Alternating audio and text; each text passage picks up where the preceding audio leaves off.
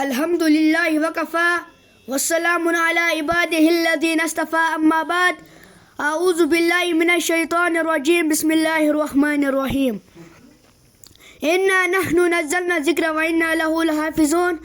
وقال رسول اللہ صلی اللہ علیہ وسلم خیرکم من تعلم القرآن وعلمہ او کما قال علیہ الصلوۃ والسلام۔ مقام فانی مکی فانی ازل تیرا ابد تیرا، مقام فانی مکی فانی ازل تیرا ابد تیرا،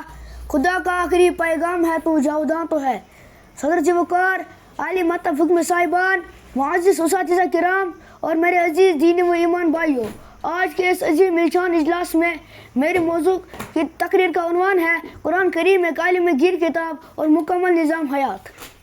حضرات گرامی، قرآن کریم ایک عالم گیر و ہمہ گیر کتاب اور مکمل نظام حیات ہے۔ یہ نوع انسانی کی ہدایت کا ذریعہ ہے، یہ ایک زندہ جاوید معجزہ ہے، یہ ایک بولتا ہوا مرکہ اور صاف شفاف آئینہ ہے۔ اس کتاب میں انسانی فطرت کی مکمل رعایت کی گئی ہے اور انسانی زندگی کے ہر مرحلے کے لیے اس کے پاس ہدایت اور رہنمائی موجود ہے۔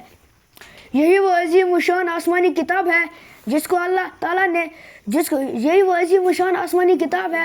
کو اللہ رب العالمین نے تمام انسانوں کی ہدایت کے لیے رسول اکرم صلی اللہ علیہ وسلم پر نازل فرمایا اور خود اس کی حفاظت کی ذمہ داری بھی لی۔ اللہ تعالیٰ نے سورہ حجر میں ارشاد فرمایا، انا نحن نزلنا الذکر وانا لہ لحافظون، ہم نے ہی قرآن کو نازل کیا اور ہم بھی اس کی حفاظت کریں گے۔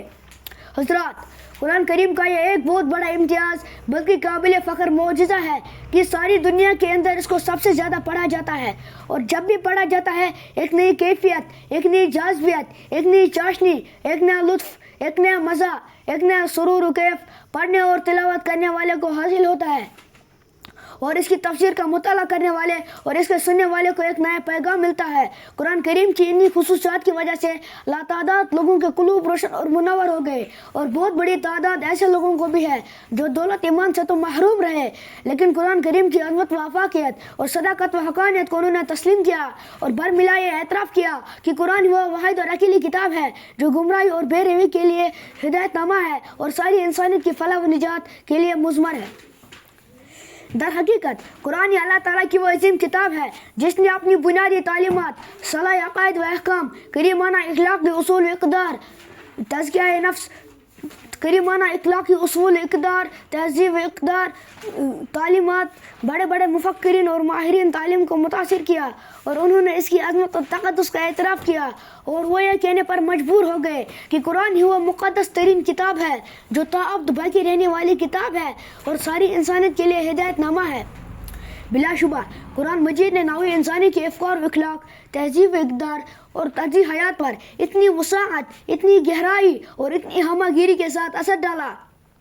کہ دنیا میں اس کی کوئی نظیر نہیں ملتی۔ پہلے اس کی تاثیر نے حکم کو بدلا، پھر اس قوم نے اٹھ کر دنیا کے ایک بڑے حصے کو بدل ڈالا۔ کوئی دوسری کتاب ایسی نہیں ہے جو اس قدر انقلاب انگیز ثابت ہوئی ہو۔ صرف ایک کتاب عقل کے صفات پر لکھی نہیں رہ گئی، بلکہ عمل کی دنیا میں اس کے ایک ایک لفظ نے خیالات کی تشکیل اور مستقل تہذیب کی تعمیر کی۔ 1450 برس سے اس کا ان اثرات کا سلسلہ جاری ہے اور روز بروز اثرات پھیلتے جا رہے ہیں۔ یہ کتاب نہ صرف یہ کہ صراط مستقیم کی طرف نشاندہی کرتی ہے، بلکہ اس راستے پر چلنے کے لیے پورے نظام زندگی کا نقشہ بھی پیش کرتی ہے جس میں عقائد و اخلاق، تہذیب و اقدار، عبادت و معاشرت، تہذیب و تمدن، معیشت و سیاست، عدالت و قانون، غرض یہ کہ اس میں اللہ تعالیٰ نے حیات انسانی کے ہر پہلو سے ایک متعلق نہایت مربوط ضابطہ حیات بیان کر دیا ہے۔ اسی لیے حضرت نبی کریم صلی اللہ علیہ وسلم نے ارشاد فرمایا، خیرکم من تعلم القرآن وعلمہ، تم میں سب سے بہتر وہ شخص ہے جو قرآن کو سیکھے اور دوسروں کو سکھائے۔ اس لیے میں اپنے رفقائے جلسہ سے کہوں گا، مسلمانوں اٹھو قرآن کی عظمت کو چمکاؤ، مسلمانوں اٹھو قرآن